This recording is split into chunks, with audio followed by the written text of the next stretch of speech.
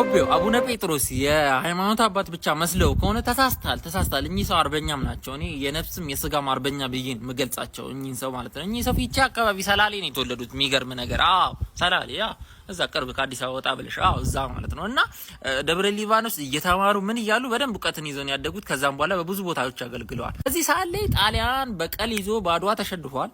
በሁለተኛ ወረራ ማይጨው ላይ ኃይለ ሥላሴን ድባቅ መጥቶ የኃይለ ሥላሴ ወታደርና የኢትዮጵያን ሕዝብ መጥቶ ኃይለ ሥላሴን ወደ እንግሊዝ ሸሽተው ጣሊያን ለ5 ዓመት እንግዲህ ኢትዮጵያን ኮንትሮል አድርጓል ባይገዛ ኦኩፔሽን እና ኮሎናይዜሽን የሚባል ነገር አለ። እሱን በሌላ ነው ማስረዳችሁ። ኦኩፔት ወሮ ዋና ከተሞቹን ይዟልና ወደ ገጠር መግባት አልቻለም። ወደ ገጠር ገብቶ የኢትዮጵያንም ነገር ሚነራሉንም በደንብ መመንዘር አልቻለም። ለምን ገጠር እንደገባ በቃ አስጦ የሚጠብቅ ወታደር አለ፣ ይጠብሳል። እና እኚህ የአገሬ ገበሬውን እንግዲህ ወታደር ኢትዮጵያና እነበላይ ዘለቀ ማለት ነውና በቃ ይገዘት ህዝቡ ከገዘተው ወታደሩ አይታዘዝም።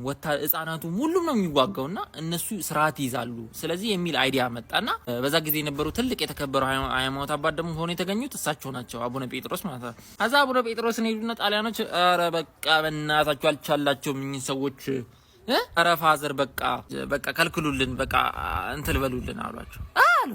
እኔ እንደዛ ከማደርግ ሞትን እመርጣለሁ አሉ።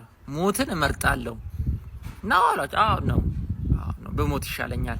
እናንተ ሃይማኖት መታበላሹ፣ ሰው መታበላሹ፣ የሰው ሀገር ላይ መታችሁ ማን ፈቀደላችሁ? ለዚያውም ከሰው በታች ለመግዛት የሰው ልጅ ዝቅ አርጋችሁ ማን ስለሆናችሁ ነው አሏቸው። እሺ ተባለ። በቃ ቆሞ ይገደሉ ተባለ። ሊገደሉ ሊረሸኑ እና ጣሊያኖች ደስ የሚል ባህል አላቸው። በቃ የመጨረሻው ሊሞት ሲል ሰው ኑዛዜ እንዲናገር ይፈቅዱለታል። የመጨረሻ በቃ ሊገሉ ሲሉ ምንድነው መጨረሻ ቃል አለ ትባላል። አሁን ብዙ ጊዜ ይባላል፣ ግን ይሄ በዛ ሰዓት ላይ አይታሰብም።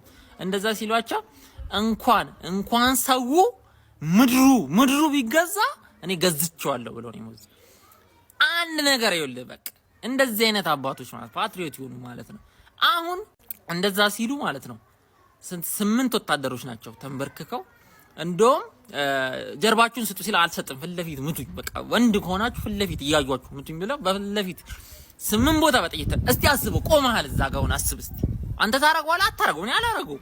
8 ቦታ በጥይት ነው የተመቱት እኛ አባት ማለት ነው። ከዛ በኋላ ላይ ይሞታሉ ተብለው ሲጠበቅ ዶክተሩ ሲያያቸው የጣሊያን ዶክተር አልሞቱም ነው አሉና 3 ጊዜ ግንባር ቅላቸው ላይ ነው በጥይት የመታቸው አንድ ጣሊያኒ ወታደር ማለት ነው። ከዛ በኋላ ነው የሞቱት።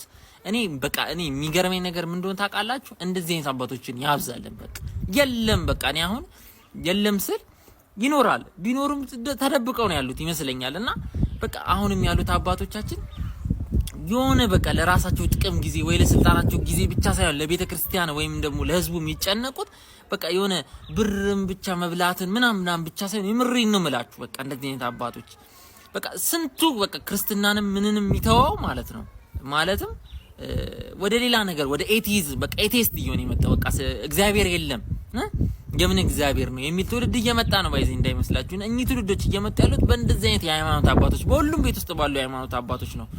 በቃ እንደዚህ አይነት አባቶች ያስፈልጉናል። በቃ ዝም ብሎ መዝረፍ፣ በቃ ብሩን ብቻ መዝረፍ የሆነ ነገር ደግሞ መዝረፋችሁ ብቻ ሳይሆን በቃ ቅጥ ያጣ ነገር ታደርጋላችሁ። በቃ የሚደብር ነገር አይወራም እንጂ ብለን ነው እኛ እንጂ ማናቅ እንዳይመስላችሁ። ባይዘ ወጣቱ ማለት ነው በጣም ያውቃል፣ ግን ታውት ይሁን እኛ ከእግዚአብሔር ጋር በእናንተ ምክንያቱም አንቀያየምም ብሎ ነው። ግን አሁን እየመጣ ያለው ትውልድ ግን እንደዚህ የሚል ትውልድ አይመስለኝም። እኔ እግዚአብሔር ነው ማለት ትናንሾቹ እንደዛ አያስቡ።